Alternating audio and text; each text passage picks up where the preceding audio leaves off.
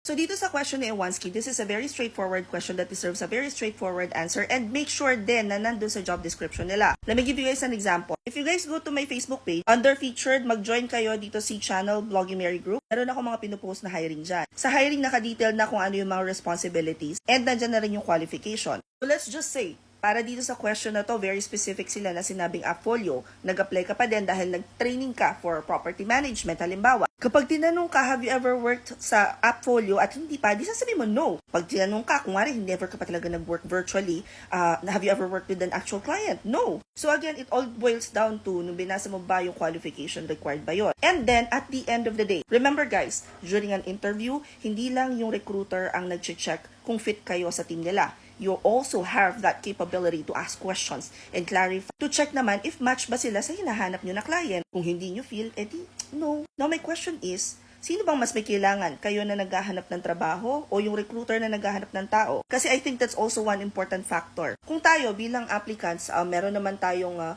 buffer, financial support system, ganyan. Mas meron tayong capacity para mag-no sa mga job offers that does not match yung hinahanap natin sa client.